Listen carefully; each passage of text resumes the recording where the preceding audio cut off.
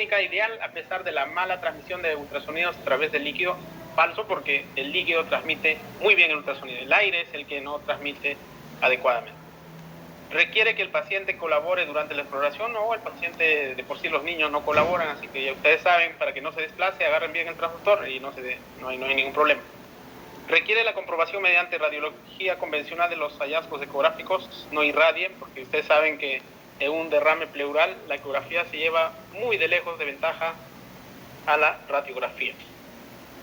Entonces, toracocentesis ecoguiada es un estándar de calidad, como se mencionó. Esto es cuando se hace a ciegas, puedes pinchar el pulmón, puede generar incluso fístulas. Este abordaje B sería lo ideal, que agarre solamente el líquido, o en todo caso incluso podrías pinchar el diafragma, ¿no? Entonces hay que tener bastante cuidado en esos pacientes que son dificultosos. Y esto sería un derrame pleural, como se ve cuando se inserta ya sea la pinza o la aguja, ¿no? Y acá tienes al pulmón colapsado. Es un niño bastante pequeño, es un transductor microconvexo. Respecto a los tubos de drenaje, mucho depende no solamente de la edad, del peso, sino el líquido que uno va a evacuar, o si por ejemplo es aire, ¿no? Vamos a poner un ejemplo de un paciente de entre 4 y 7 años. Puedes tener tubo 20, puedes tener tubo 32. Entonces, dependiendo de lo que quieres drenar, eliges el tubo más grueso o el más delgado. Si es un sangrado que puede coagularse, usarás el tubo más grueso. Y cuando es simplemente aire, tendrías que usar el tubo más delgado. Así que la tabla puedes usar. Muy bien, para poner emoción a su guardia, niña de 4 años de edad, síndrome urémico hemolítico, en hemodiálisis, cursa con dificultad respiratoria. Esta es la radiografía, tiene un catéter de diálisis. Y la pregunta sería la siguiente: ¿por qué está con dificultad respiratoria?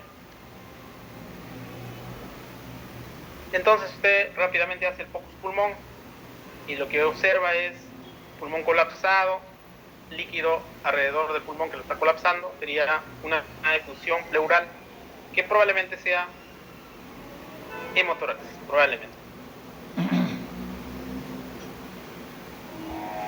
En algunas zonas el pulmón se colapsa. Si bien es cierto, hay todavía el signo de la cortina, pero hay zonas como colapsadas, hay zonas como fibrinosas. Finalmente, hemotórax. Ya sea, por favor, pero la idea es identificar tempranamente ese proceso que es el hemotórax. El corazón obviamente pues está taquicárdico, está como un shock hipovolémico, ¿no? Y cuando haces el acceso o el drenaje, tienes un murciélago que significa los arcos costales, y justamente justo al centro abordas y colocas la aguja.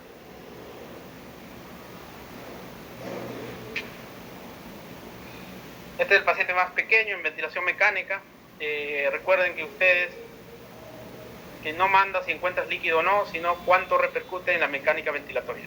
Si esto te parece poco o te parece mucho, pero el paciente está con altos parámetros, lo mejor que tienes que hacer es drenar, porque la presión transpulmonar va a mejorar, ¿no? Y vas a poder ventilar. Que para este niño tan pequeño, esta cantidad que para otro paciente sería no significativo, para este paciente lo es y está con parámetros altos, ¿no? Entonces, como ya se mencionó, se podría hacer un drenaje de una manera contralateral y se puede en tiempo real observar cuando se punza, ¿no? Y de manera segura incluso podrías pasar lo que es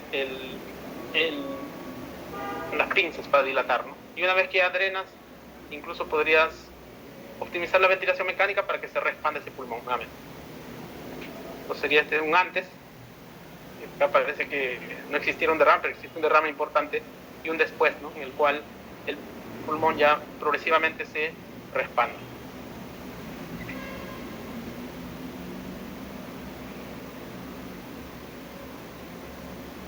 Entonces, siempre hemos aprendido que cuando tienes un neumotórax a tensión, como en este caso, se punza en el segundo espacio y luego tienes que colocar un tubo de drenaje probablemente a esta altura.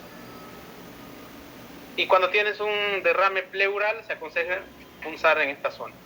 Eso con la ecografía se pierde porque usted donde encuentra la mayor cantidad y donde va a sacar mayor cantidad, ya sea de aire o va a sacar mayor cantidad de líquido, es en esa posición donde va a colocar. O sea, puede ser más arriba, más abajo. Ya no hay tanta referencia como cuando se hace a ciegas, tanto para el neumotórax como el drenaje de lo que es derrame pleural. Entonces lo que sí tienes que ubicar es en el espacio intercostal, en un murciélago, ubicar la parte central y ahí podrías hacer el procedimiento. Un caso más para ponerlo algo emocionante esta tarde. Usted recibe llamada telefónica de shock trauma, le solicitan su opinión de la radiografía de tórax post colocación de catéter intravascular. Paciente con acceso venoso periférico difícil, en mal estado general, hipotenso, poligneico. La enfermera reporta que el catéter tiene buen retorno y buen pasaje. Pero usted lo llaman con interconsulta y entonces este sería su radiografía, ¿no? Acá está el catéter. Tenemos radiopasividad. ¿Qué? En el lado izquierdo aparentemente ventilado. Y este es el paciente con esas características. Entonces, la pregunta es, en relación al focus en intervencionismo del escenario clínico en extensión, seleccionar la correcta. La punta del catéter se proyecta a nivel de la aurícula derecha, iniciar reto de fluidos y vasopresor por vía central, realizar toracocentesis diagnóstica, la B y C, es decir, iniciar reto de fluidos diagnóstica o ninguna de las anteriores. Este es el caso. ¿Está?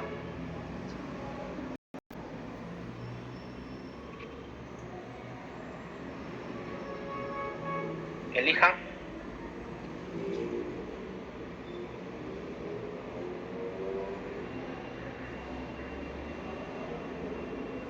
A ver, ¿siguen participando o no?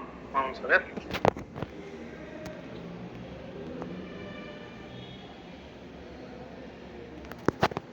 Bueno, vamos a avanzar creo porque se me están quedando dormidos. Ahí vi que marcaron la D, es decir, iniciar reto de fluidos, vasopresor por vía central y realizar toracocentesis diagnóstica. Veamos cuál es la respuesta. La respuesta es ninguna de las anteriores. ¿Por qué? Veremos. Este eran radiografías previas del paciente antes del procedimiento. Ambos campos pulmonares ventilados, un poco atrapando aire incluso. Y este es después del procedimiento. Pero se observa que el catéter tiene este recorrido. Aparentemente llega a lo que es vena cava superior y un poco está entrando a la aurícula, aparentemente. Y esta es radiopacidad que de hecho en este antecedente tendrá que ser un hemotórax, no creo que sea otra cosa. Muy bien, pero usted lo llaman y dice, bueno, conteste la interconsulta. Usted sabe que la radiografía, la ecografía, todos son como una fotografía, ¿no? Por ejemplo, si usted tiene un lunar en la cara, toda su vida va a tener el lunar a menos que se opere. Entonces, eso significa que usted siempre cuando mire una radiografía pida la previa. Igual, una ecografía, ¿tiene una previa? Bueno, no lo tiene. Pero bueno, si lo tienen, buena hora. Entonces, una radiografía que era normal y ahora tiene, en este caso, la alta posibilidad es un hemotórax. Pero ¿cómo lo demostramos? Te pide el ecógrafo y en este recorrido del catéter aparentemente está en posición. Usted sabe que debe estar a la entrada de la aurícula izquierda para ver una posición adecuada. Este es el caso problema. Entonces estará el catéter en su lugar, agarra el ecógrafo. Lo primero que hace es examina el lado sano. Siempre hagan comparativa. En el lado sano, ¿qué pasa? Tienes signo de la cortina. O sea, en el lado izquierdo no hay ningún problema. Nos vamos al lado derecho y muy rápido usted acá ve el riñón, ve el hígado, el riñón, y ve esta imagen anecdogénica, un pulmón colapsado. Entonces es un líquido que por el antecedente debe ser sangre, pero hasta ahí no tienes mayor información, porque no has visto exactamente si está entrando o no a la orina. Y se recordaron de la clase, ¿no? Nos aconsejaron que se use el contraste del cloruro al 9 por 1000. Entonces, usted agarra el cloruro al 9 por 1000 por cualquiera de los lúmenes del catéter, coloca y va observando, ¿no? Va observando, entonces dices, bueno, si es que ese catéter está en vena, esto que es cavidades derechas, se va a pintar. Y la cavidad izquierda casi aplastada, ¿no? Un derrame pericárdico, más un hemotórax a tensión, por lo tanto ya este hemotórax está aplastando toda la hemodinamia. Oh, sorpresa, al colocar el cloruro al 9 por 1000, mire dónde se pinta, en el pulmón. O sea, el catéter no está en corazón, porque debería pintarse en el lado derecho, si no se pinta en pulmón. Perfecto, ya tienes el diagnóstico, el catéter está en pleura, debe ser un hidroneumo, lo que le pasaste, ¿no? Bancotórax, lo que sea, qué antibiótico le pasaste, etcétera, todo se ha ido al pulmón. Muy bien, entonces lo que vas a hacer ahora es drenaje. Pero como también recordaste tu clase de Focus, dirás, bueno, si el catéter está en la pleura, ¿por qué ese catéter no me puede servir para drenar? Muy bien, fácil, usted aspira el catéter y le sirve como un drenaje, ya no necesita colocar un tubo en ese momento y salva la situación. ¿Qué hacer con el acceso vascular? Probablemente una intraósea en este momento para resucitar al paciente. Pero mataste 2 pájaros de un tiro, ¿no? O 3, creo. Ya tienes el diagnóstico, drenas y reanimas al paciente. No se olvide, cuando usted pone el cloruro a 9 por 1000 debe pintarse en estas cavidades, y acá no se pinta nada. Vamos a la pericardiocentesis, que ya la vez pasada vimos un poco de esto. Este paciente es el mismo paciente de 3 meses, un cuadro respiratorio que evoluciona mal, con amplio soporte, hipotenso, taquicárdico. Ya se hizo esta pregunta, también respondieron algunos adecuadamente. La respuesta es realizar focus cardíaco, no es hacer ECMO, no es reemplazo renal, no es agregar fármaco, nada de eso. Este caso es bastante conocido. Taponamiento cardíaco. Acá ya en parada cardíaca usted drena y puede revertir fácilmente. Todo lo que ayuda a la subcostal para ver derrames pericárdicos. Así es lo que tienes que ver. Pues si tiene catéter, pones un bolo, debe pintar toda esta zona. Si hace paro el paciente, puedes reanimar en tiempo real e incluso monitorizar. Y cuando ya tienes esta imagen y hablar, no esperes a que el diagnóstico sea clínico de taponamiento, sino actúa. Muy bien, la pericardiocentesis ya con ecocardiografía ya es una técnica de bastantes años, como se mencionó, es una técnica de elección. Al igual que el drenaje torácico, pueden haber varios accesos, el apical para external subsifoideo. Quizá el subsifoideo es el que más se conoce, pero igual, donde más rinde y si está floculado, ese es el abordaje a tener. Es cierto, el subcostal te ayuda, pero podría ser cualquier otra zona que te va a rendir más en lo que es la muestra, ¿no? Y la idea es sacar el líquido, ¿no? En tiempo real, y podrías poner un catéter mientras tanto el cirujano viene y hace su ventana. La paracentesis es un poco más sencilla. Este es un caso un poco para orientarlos, pero la idea es que lo puedes hacer de 2 maneras. Este es un transductor lineal. Previamente puedes hacer un estudio con un transductor de baja frecuencia, es decir, un convexo, para ver toda la profundidad, la extensión, pero para el procedimiento en sí, lo haces con el lineal. Puedes darte cuenta de dónde están los vasos sanguíneos para que no pinches en esa zona. Puedes pinchar en esta zona que es más segura, donde está el líquido acítico, no tan profundo para no pinchar el intestino. Entonces tienes la pared abdominal con el transductor lineal, y esta sería la zona segura, ¿no? ¿Cuánto vas a introducir la aguja para no pinchar el intestino? Hay 2 técnicas. La técnica estática, es decir, usted va, si no tiene ecógrafo, por ejemplo, se presta un ecógrafo, busca el lugar donde va a punzar, no mueve en absoluto al paciente, lo deja ahí tal cual y punza por donde le hizo un marcado. mientras que la técnica dinámica es diferente, eso sí en tiempo real lo hace. O sea que usted marca y no moviliza, no cambia de posición al paciente y pincha donde marcó. Versus en este caso, en tiempo real, usted así como cuando pone un catéter central, coloca y después ya hace pues todo lo habitual, ¿no? Colocar el drenaje, etc. Esto ya casi para cerrar la tarde. Escolar de 13 años con diagnóstico de hepatocarcinoma, recibe quimioterapia, obviamente en su servicio de oncología, pero luego de esto cursa taquicárdica y también hipotensa. Puede ser un shock séptico, puede ser cualquier otro problema. Lo que llama la atención, abdomen distendido. Usted le hace el POCUS y encuentra toda esta zona con abdomen distendido y no lo dude, pínchalo y lo que encuentras es hemoperitoneo, ¿no? Igual sale de operación. Conclusiones, entonces la insonación es la piedra angular, ni hablar en el intervencionismo pediátrico.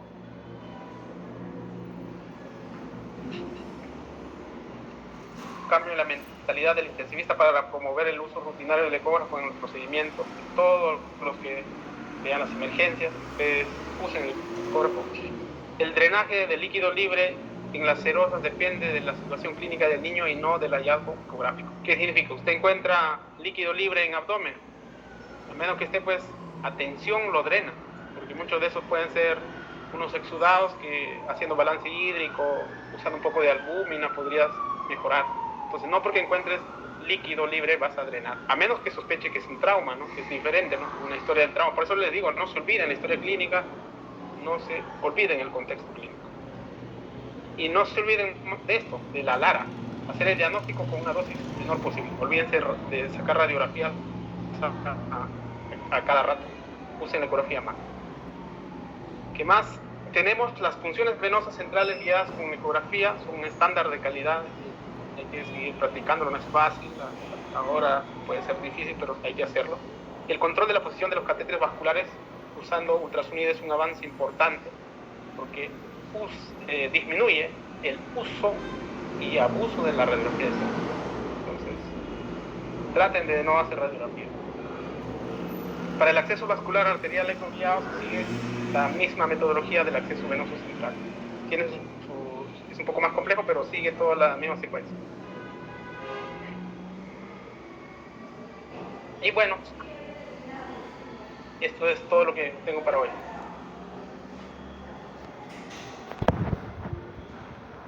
Recording stopped. Ahora sí, sus preguntas.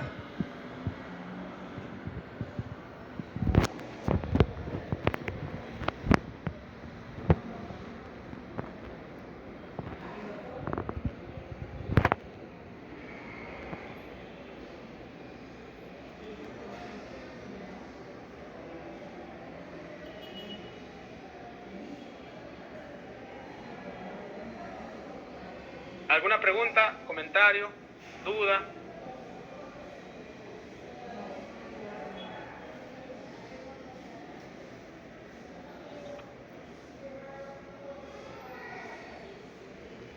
Doctor Dávila, buenas tardes. Creo que sí está claro que es necesario en todos los sentidos pues el POCUS y también en intervencionismo, ¿no?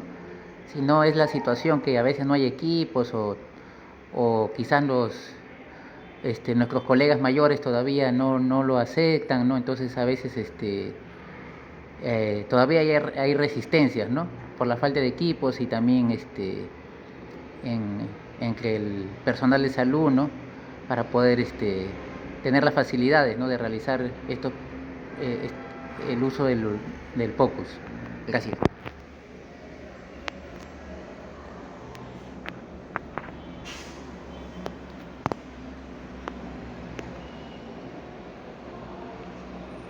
Sí, al inicio pasa eso, ¿no? Pero normal cada vez es más frecuente que un poco manejar al paciente, cambia la calidad de atención, ¿no? Porque realmente uno se da cuenta de tremendos errores que cometemos en el manejo, ¿no? Y el POCUS en general te hace un enfoque fisiológico, fisiopatológico, ¿no? Entonces, muchos apuros podrías sacar adelante usando adecuadamente, ¿no? Pero como les vuelvo a decir, siempre con criterio, es decir, en el contexto del paciente, ¿no? Por ejemplo, ese caso que les presenté, un hemotórax y tenía un catéter central en la pleura, en vez de colocar otro catéter o un tubo torácico, podrías drenar por ahí mismo, ¿no? Y de hecho, una vez que se tenga el ecógrafo, quizás se vuelve más barato, ¿no? Porque al final de cuentas, quizá los números al inicio no son visibles, pero cuando uno analiza, por ejemplo, la cantidad de radiografía que se saca, la estancia, ¿no? La estancia, cuando está en una unidad crítica,